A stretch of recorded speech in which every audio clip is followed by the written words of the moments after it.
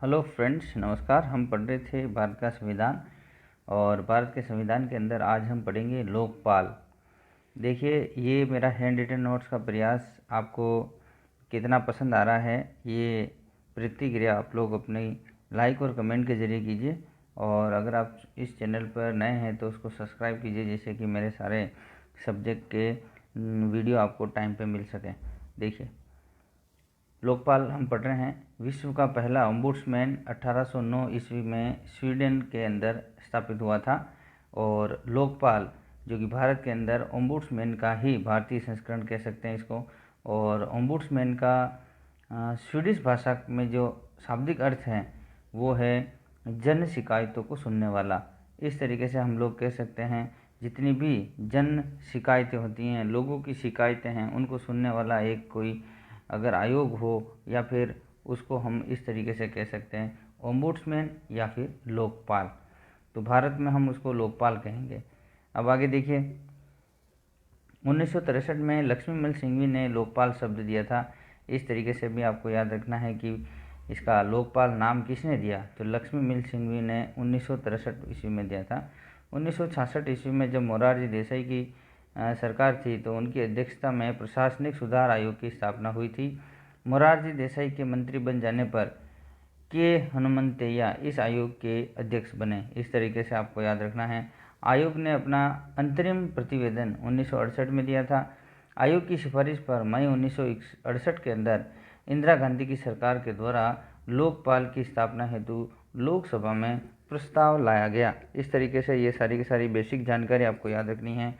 अभी तक 10 बार यह विधेयक लाया जा चुका है और दिसंबर 2011 के अंदर अंतिम बार लाया गया था।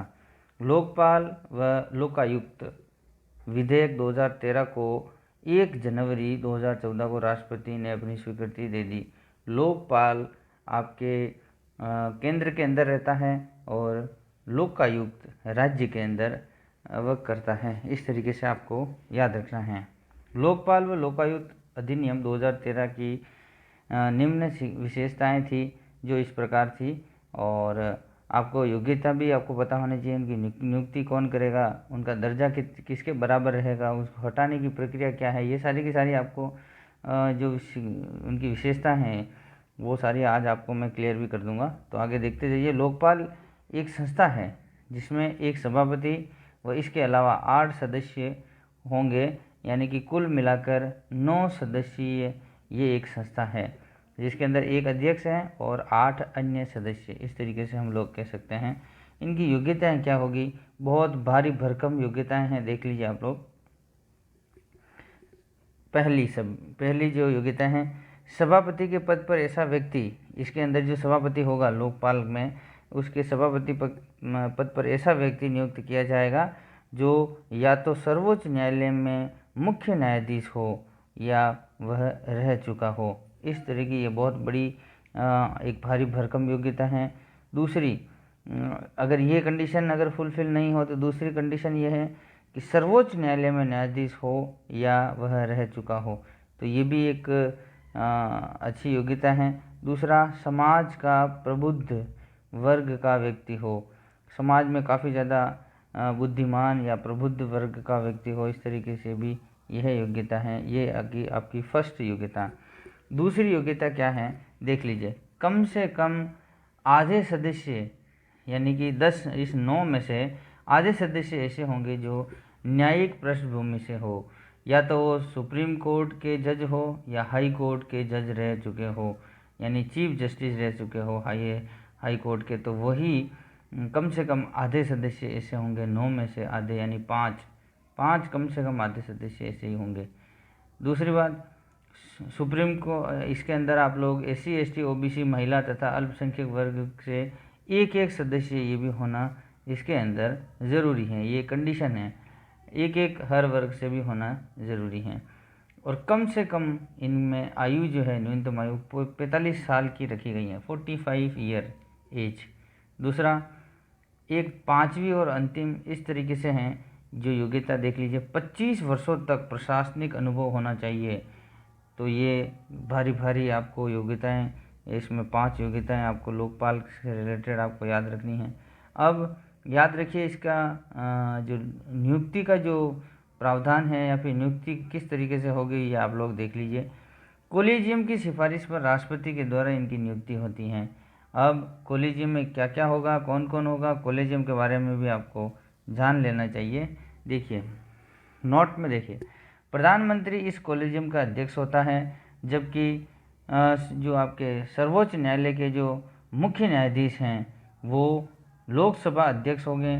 दूसरा, लोकसभा में विपक्ष के नेता भी होंगे तथा राष्ट्रपति द्वारा नियुक्त एक अन्य व्यक्ति भी इसका सदस्य होगा। यानी कि जो कोलिजियम है उसमें कौन कौन सदस्य होगा देख लीजिए। प्रधानमंत्री होगा, सुप्रीम कोर्ट का जो मुख्य न्यायाधीश हैं वो, दूसरा एक अध्यक्ष होगा जो आपके लोकसभा का अध्यक्ष होगा, एक विपक्ष का नेता, ये दोनों के दोनों आपके लोकसभा से रिलेटेड होगा, और राष्ट्रपति के द्वारा एक अन्य व्यक्ति की भी इसके अंदर नियुक्ति की जाएगी।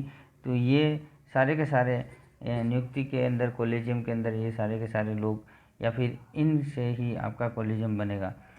अब आगे देखिए दर्जा, राष्ट्र इसमें जो सभापति होगा उसका दर्जा भारत के मुख्य न्यायाधीश तथा सदस्यों का जो दर्जा होगा वो सुप्रीम कोर्ट के जो अन्य न्यायाधीश होते हैं उनके बराबर का दर्जा होगा। यानी कि जो 9 में से जो सभापति हैं उसका दर्जा तो मुख्य न्यायाधीश जो है सुप्रीम कोर्ट का उसके बराबर होगा, और बाकी जितने भी सुप्रीम कोर्ट के न्यायाधीश होते हैं उनके बराबर इस लोकपाल के जो अन्य सदस्य हैं उनका दर्जा होगा। इस तरीके से आपको याद रखना है। इनका कार्यकाल कितना साल का रहेगा देख लीजिए। आप इसमें हमेशा आप लोग 65 साल याद रखते हैं सुप्रीम कोर्ट, जैसे 62 साल आपके हाई कोर्ट में रहते हैं यानी कि उच्च न्यायालय के अंदर रहते हैं, 65 साल आपके इसमें सुप्रीम कोर्ट में रहते हैं, जबकि इसके अंदर 70 वर्ष दे रखा है। 5 साल 5 ईयर या फिर 70 ईयर, 5 साल या 70 साल इनमें कार्यकाल रहेगा। आगे देखिए इसमें नोट दे रखा है, कोई भी व्यक्ति अपने पद पर पुनः नियुक्त नहीं हो सकता। ये काफ़ी अच्छी इंपॉर्टेंट लाइन लिखी हुई है। आगे देखिए, सेवानिवृत्ति के बाद भारत सरकार या किसी भी राज्य सरकार के अधीन कोई भी लाभ का पद नहीं लिया जा सकता तथा किसी भी प्रकार का चुनाव नहीं लड़ सकते। ये बहुत बड़ी बड़ी कंडीशनें हैं, इनको आप लोग एक बार याद करेंगे, एक बार पढ़ लेंगे अच्छे से तो आपको सब चीज़ें याद हो जाएगी, ज़्यादा कुछ सोचने की ज़रूरत नहीं है। अब इनको हटाने की प्रक्रिया क्या है। लोकपाल को हटाने की तरीका देख लीजिए, मैंने 4-5 पॉइंट लिखे हुए हैं। नंबर 1, इस संदर्भ में संसद के कम से कम सदस्यों द्वारा राष्ट्रपति के समक्ष प्रस्ताव रखा जाता है। संसद में कम से कम जो सदस्य हैं उनके द्वारा ये राष्ट्रपति के समक्ष प्रस्ताव रखा जाता है कि किस तरह से उनको हटाना है। कदाचार या कोई इस तरह से उनका कोई आरोप तो नहीं लग रहा है। दूसरा, कदाचार अथवा अक्षमता के आरोप में प्रस्ताव लाया जा सकता है। राष्ट्रपति सर्वोच्च न्यायालय से इस प्रस्ताव की जांच करवाते हैं, यानी वो प्रस्ताव जो है सही है गलत, इसकी जांच राष्ट्रपति सर्वोच्च न्यायालय से करवाते हैं। आरोप सही पाए जाने पर राष्ट्रपति उन्हें हटा देते हैं। और चौथी जो हटाने का तरीका है, राष्ट्रपति उन्हें जांच के दौरान निलंबित करते हैं या कर भी सकते हैं, ऐसा भी आपको याद रखना है। अब आपको याद रखना है लोकपाल की शक्तियाँ क्या क्या हैं, ये सबसे इम्पोर्टेंट रहेगा इनके बारे में, तो आपको पढ़ना है अच्छे से। देखिए, CPC 1908 के तहत लोकपाल को निम्न न्यायिक शक्तियाँ प्राप्त हैं। देखिए इसके अंदर मैंने काफ़ी सारी शक्तियाँ लिखी हुई हैं जो आपको अच्छे से पढ़ना है। नंबर 1, समन जारी करना। नंबर 2, शपथ पत्र पर गवाही लेना। आगे तीसरा, गवाही की ऑडियो या वीडियो रिकॉर्डिंग करना। ये इनकी मेन शक्तियाँ हैं, लेकिन इनके अलावा भी बहुत सारी शक्तियाँ हैं जो आपको जान लेनी है। देखिए, नंबर 1, आरोपित अधिकारी का स्थानांतरण का आदेश दे सकते हैं।